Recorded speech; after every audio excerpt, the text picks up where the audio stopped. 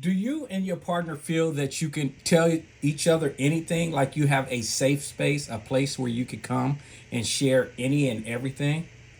Well, that's the conversation we're going to have here today on Marriage Builder Thursday. How you guys doing? This is Ron Simplified Myers, your host. I want to talk about nurturing emotional intimacy and creating a safe space for vulnerability, which is very crucial for building deep and meaningful connections with your partner. Now, there are different ways we could do this. One is you have to practice active and empathetic listening. For most people, this takes a lot of practice because we're so used to, and very few people, like if you watch people, you'll see there's very few people that actually listen. I remember seeing my sister talk with someone once, and they were just sitting there, and she was locked in on this person, just having a conversation. And I was just amazed that she really truly made that person feel like they were the world. Everything they said meant something. And I told her after that, I said, I want to get to that point. I want to get to where you are, to where you really truly care and are empathetic and listening to people.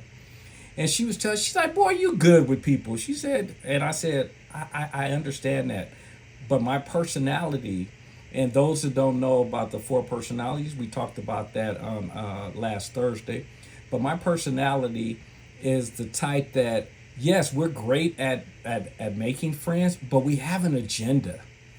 It's like, I remember when I used to try to make friends with people and really talk to people, it was because I was really trying to qualify them for my business, whether it was recruiting or helping them to become a client.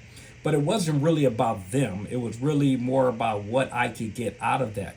And I didn't really like that part of my personality. I love the fact that I was able to communicate with people, but not the fact that I had an agenda. And that was what I was telling her. That's what I wanted, is that you really, truly care.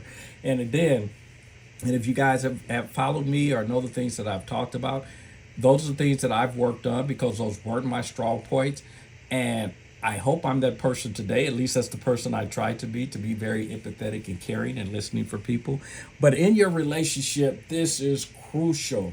And the listening part is the key. I'll share another example. I had a gentleman I came across, and I considered him, even to this day, as one of the greatest communicators I've actually had the opportunity to actually sit with. And it was actually a friend of mine's roommate. We went over there, and you'll know about his story. That is what's going on. It's an old story, but it still holds true. He had asked me, he said, who do you think is the best basketball player in the NBA? And I was like, oh, if you're talking about individuals, it's Michael Jordan. But if you're talking about team players, then it's Magic Johnson. And then he said, well, what do you think about Larry Bird? And I was like, oh, man, Larry Bird is awesome. I mean, he's incredible for a guy that doesn't have the athleticism and that kind of stuff. I said, he will kill you based on his knowledge of the game, understanding the fundamentals. He's incredible. And folks, when I left that room after, from their place, I was like, wow, that guy's good. That guy's incredible. And folks, I wish I had picked up what really happened immediately, because it was probably a couple of years later before it hit me why I thought he was a great communicator. And it was because all he did was listen, and he asked questions. He didn't talk. He let my favorite subject shine, me. And I know some people don't like to hear that when I share that with people, that you are your favorite subject, but you are. I had someone tell me that one time. They said, I'm not, that's not true. My favorite subject is Jesus.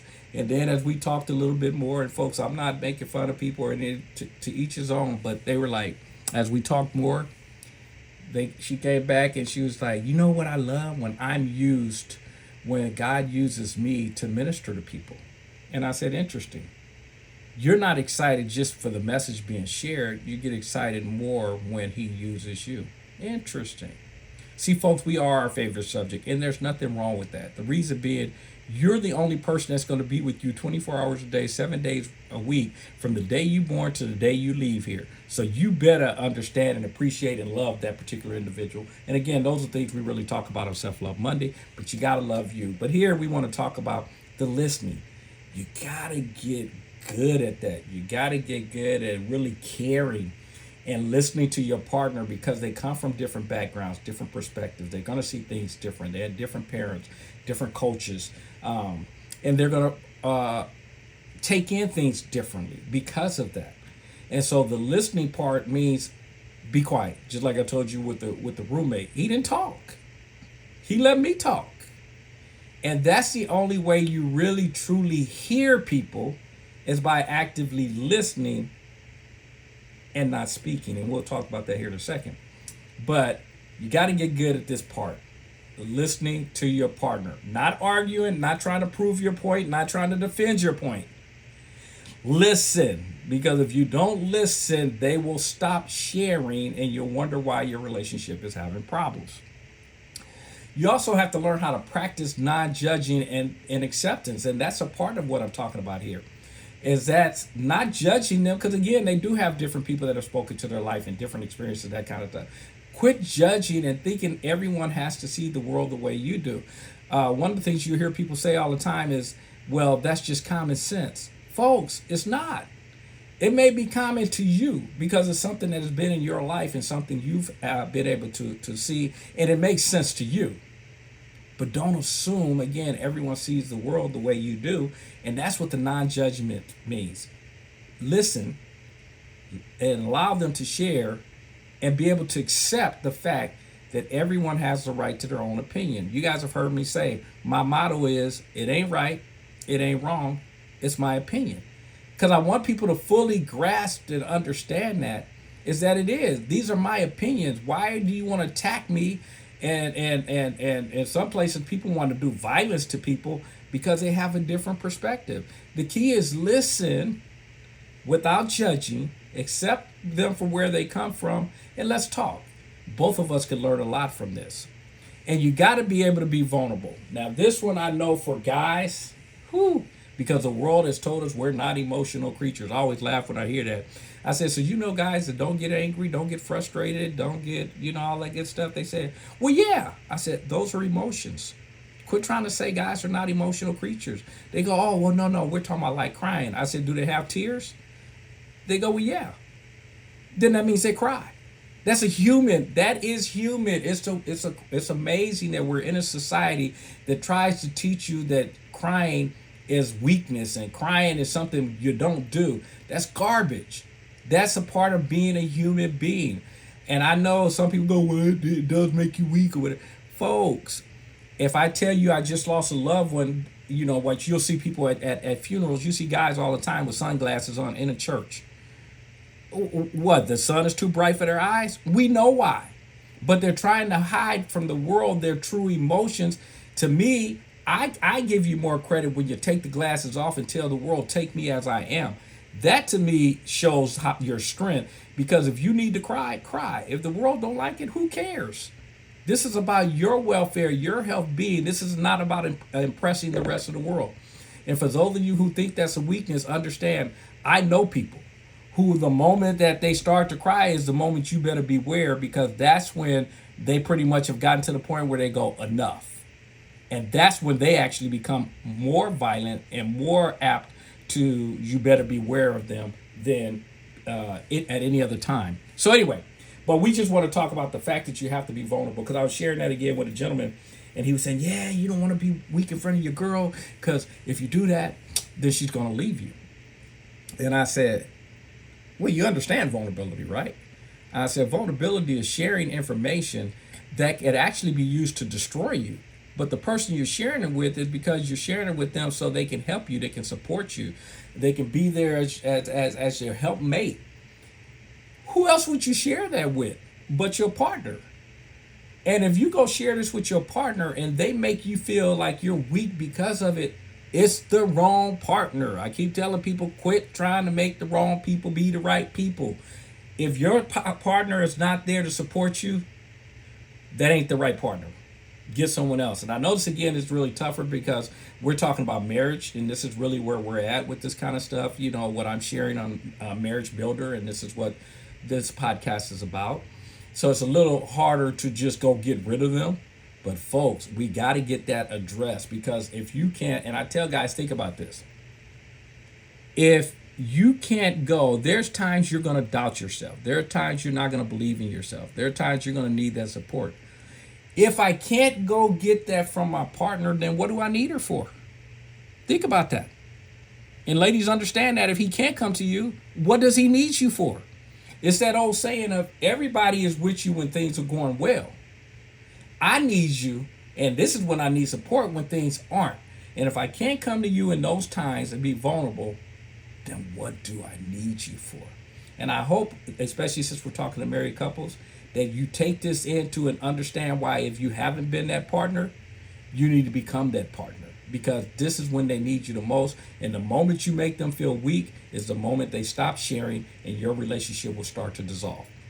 Now, you also have to respect confidentiality. In other words, what I share with you doesn't go beyond you and I. I shouldn't be hearing from your sister, your brother, your cousin, your mama, or somebody else saying, oh, well, I heard such and such. Or we're having a conversation and it comes out and you go, well, the only person that knows that is my partner. So that's the only person that could have told them that. Folks, do not do that. Do not share confidentiality. Once you start putting stuff out there, I use the example of a pyramid, not a pyramid, an iceberg. And I tell people because an iceberg, 10% of that is above water, it's above water, and the 90% is below water. That's what we do in relationships. We give 10%. Which is above water. That's what you give, just enough to make that relationship with that other individual work. The 90% is the intimate stuff. That's the stuff below the water. Everybody doesn't get that. That's what creates intimacy. Whatever information you get below the water, that's what brings us closer together. That's the confidentiality stuff. That's the stuff I shouldn't be hearing from other people or it will destroy the relationship. When you're giving that information, you guard that information. And as we're talking about, make sure you give people space, and by that I'm saying, and be patient, okay?